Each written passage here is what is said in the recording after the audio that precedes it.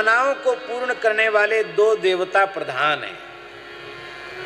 एक 7 कोस वाले देवता गिरिराज जी, आज भी लाखों लोग परिक्रमा करते हैं गिरिराज जी की।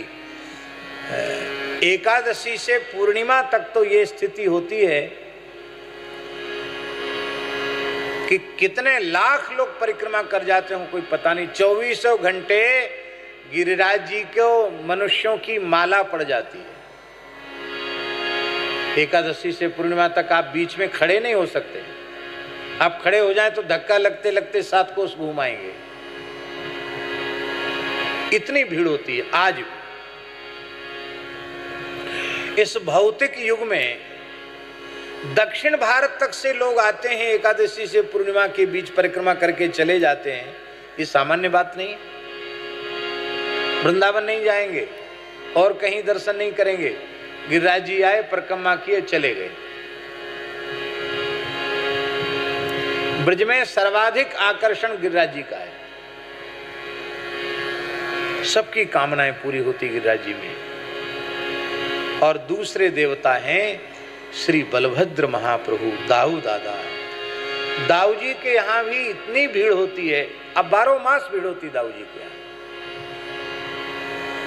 कामना की पूर्ति करने वाले दाऊ जी। बस कुछ इच्छा हो तो गाय के गोबर से स्वस्तिक बनाना पड़ेगा, गाय के गोबर के थापे लगाने पड़ेंगे, ध्वजा चढ़ानी पड़ेगी और रेवती जी से कहना पड़ेगा कि मेरी अमुक अभिलाषा है, आप दादा को कह देना, जिससे फाइल पर हस्ताक्षर जल्दी हो जाए। हैं? इसलिए दाऊ के दरबार में मैया कहे सो होए। रेवती जी की मोहर लग जाती, तब दाऊ दादा के यहाँ वो बात स्वीकृत हो जाती है। हमारे ब्रज को दाऊ जी ने बचाया। हाँ, ऐतिहासिक सत्य घटना है स्वामी जी। औरंगजेब ने ये घोषणा की थी कि ब्रज का कोई भी मठ मंदिर नहीं रहना चाहिए, 84 कोस ब्रज में कोई भी देव प्रतिमा नहीं रहनी चाहिए। आप वृंदावन गए हैं, आपने वृंदावन में गोविंद देव जी का मंदिर देखा है, जो स्थापत्य कला का अद्भुत नमूना है। लाल पत्थर का मंदिर बनाया हुआ है महाराज जी। 7 मंजिल का था वो, इस समय 2 मंजिल है वो। 5 मंजिल औरंगजेब के तोड़े हुए हैं। विग्रहों को छिपा दिया गया था। जो विग्रह आज जयपुर में गोविंद देव जी विराजमान है, वो उसी मंदिर के विग्रह हैं। और इस मंदिर को कैसे ध्वस्त किया जानते हैं? इस 7 मंजिल के मंदिर के ऊपर जो शिखर था, उस शिखर में मणि की मंजूषा थी और उस मणि की मंजूषा में एक गाय के घी का दीपक रखा जाता था रोज रात को, बड़ी बत्ती वाला। और उस मणि के कारण उस दीपक का प्रकाश पूरे वृंदावन में होता था रात को, और उसकी चमक औरंगजेब को दिल्ली से दिखाई पड़ गई। उसने पूछा कि ये आकाश में दूसरा ये क्या जल रहा है, चमक रहा है? चंद्रमा तो है, पर ये चांद से भी अलग चमक वाला ये क्या चमक रहा है? तो लोगों ने कहा वृंदावन में गोविंद देव जी महाराज का मंदिर है, उनके मंदिर के कलश में जो दीप रखा गया है वो दीपक चमक रहा है। क्रोध में भर गया, बोले इसको तो नष्ट करना है। सेना के सहित धावा बोल दिया। और जब आया तो आज भी कैलाशी वहां नीचे हनुमान जी हैं, गोविंद देव जी के मंदिर के नीचे वाले भाग में। जब इधर से ऊपर चढ़ते हैं तो पहले एक हनुमान जी हैं। उन हनुमान जी का नाम है सिंहपौर हनुमान जी। मंदिर की सिंहपौर वहां थी पहले। प्रधान हनुमान जी हैं, वृंदावन के प्रधान हनुमान जी हैं वो। सिंहपौर हनुमान जी ने गोविंद देव जी से कहा कि प्रभु, ये दुष्ट आपके मंदिर को नष्ट करना चाहता है, आप थोड़ी अनुमति दो तो इसको मजा चखाऊं। गोविंद देव जी कुछ नहीं बोले। 3 बार हनुमान जी ने पूछा, भगवान कुछ नहीं बोले। चौथी बार हनुमान जी थोड़े नाराज हुए, बोले मंदिर टूट जाएगा तब बोलोगे। भगवान बोले कलयुग भी हमारी बनाया हुआ है, मेरा मुंह बंद है, मैं कुछ नहीं बोल सकता, तुम्हारी जो इच्छा हो सो करो।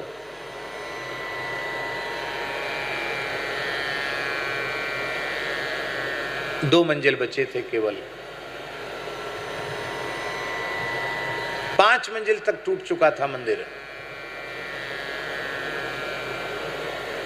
तब हनुमान जी से नहीं रहा गया, बोले ये तो देंगे नहीं, और अब लोग भूल जाएंगे कि वृंदावन में गोविंद देव का कोई मंदिर था। तो हनुमान जी ने गर्जना की, महाराज जी हनुमान जी ने गर्जना की, तो जितने सैनिक थे सब के सब निष्प्राण हो गए, सबकी मृत्यु हो गई, सारे सिपाही सैनिक मर गए, एक भी जीवित नहीं बचा। कितने सैनिक थे महाराज? 10,000 सैनिक थे, सब मर गए एक साथ।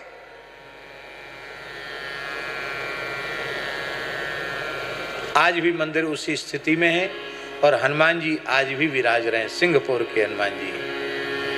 आज भी वृंदावन में सबसे अधिक भीड़ वहीं होती है हनुमान जी का दर्शन करने की।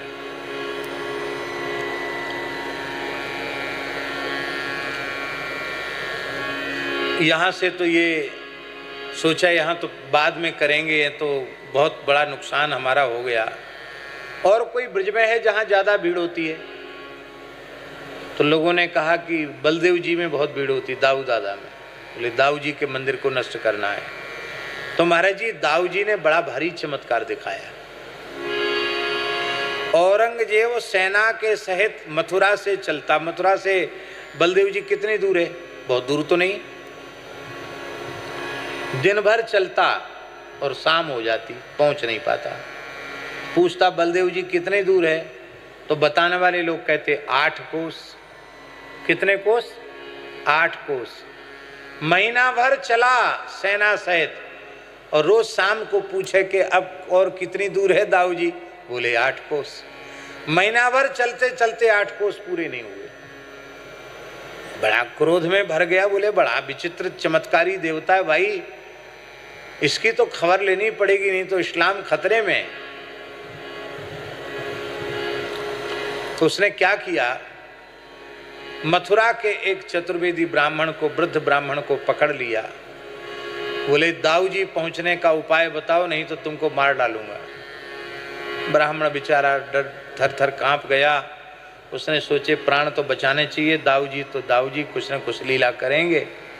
ब्राह्मण बोला देखो दाऊ जी मनोती के ठाकुर हैं, उनको मनोती मांगोगे तो पहुंच पाओगे वहां। मनोती जानते ना, कामना रखना।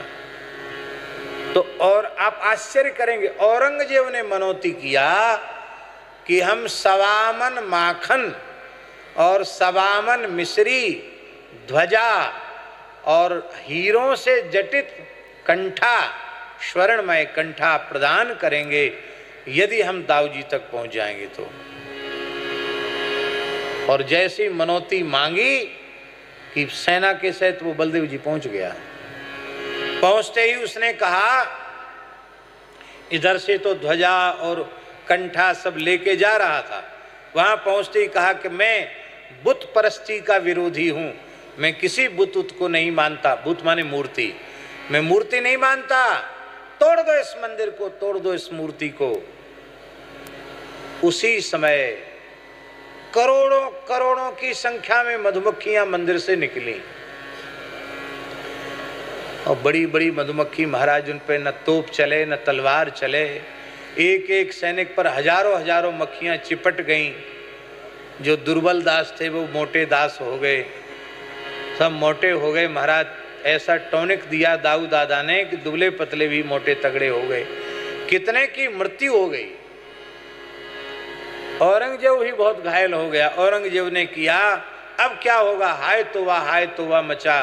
बोले जो मनोती मांगी है उसको दो। कहा दिया दिया दिया, तब मक्खियां चली गई।